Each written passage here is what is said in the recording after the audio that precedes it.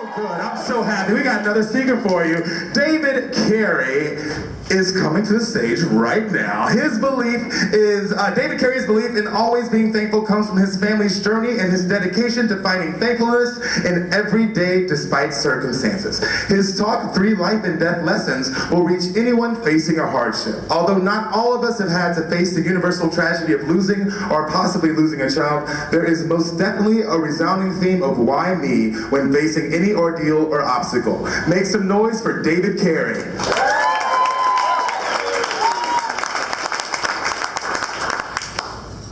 Thank you. So there are 3 lessons that you've probably all heard in a sports or a business situation, but I want to explain to you how they're more important than that. In fact, they could be part of a life or death situation. And how can I claim that? Well, Valerie and I have 3 kids, and our middle child died twice. So in 1995, 11-month-old Trenton arrested in intensive care, and we lost him for 9 minutes. After reviving him, doctors said it was a 1 in 10 chance that he would have come back. He was hanging on by a string, not likely to live more than 2 weeks without a heart transplant. Valerie and I were clueless and hopeless and helpless, but our team stepped in, and that's the first lesson. Have a team. Our friends, our family, and our church took care of the things that Valerie and I couldn't do ourselves, didn't realize we needed.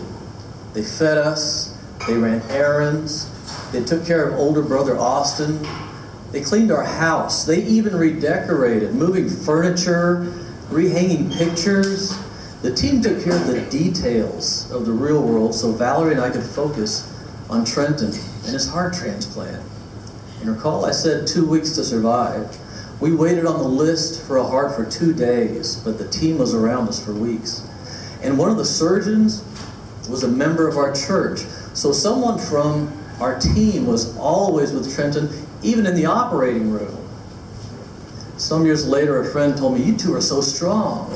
And I had to correct him. I said, "No, we were weak. You carried us. Have a team. Be on a team." The next lesson is about having a positive attitude. Trenton was a senior in high school and had recently become a second-degree black belt when the transplant medicine caused cancer in his abdomen. So missing nearly 4 months of his senior year with 4 rounds of chemo and a shiny bald head, Trenton's attitude was, "I've been through worse than this. I've had a heart transplant." At the final oncology appointment, learning that the chemo was successful, obviously Valerie and I were happy, but Trenton was unfazed. So I asked him about it afterwards. I said, "What'd you think of the news?" He said, "I knew it." Soon after, Make-A-Wish came to visit. Make-A-Wish is awesome. Trenton asked if he could give his wish to a friend in his class who lost her mother to cancer about the time we were beginning our journey. "She's been through worse than I have," he said.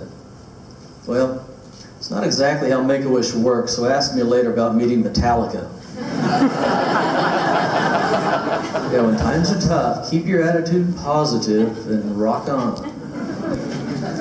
The third lesson is about always pushing forward. Trenton had just finished his sophomore year in college when he suffered a heart attack and wanted to take selfies in the ambulance, speaking of attitude. The next day, following a routine procedure, a cardiologist and a chaplain sat across from Valerie and me in the waiting room, and he said, "Trenton is arrested. He's not breathing and his heart's not beating. We're doing compressions, but we don't know that we can bring him back." They rushed us to one of those small rooms where people deal with bad news, and soon in I said a silent prayer just thanking God for the time we had with Trenton.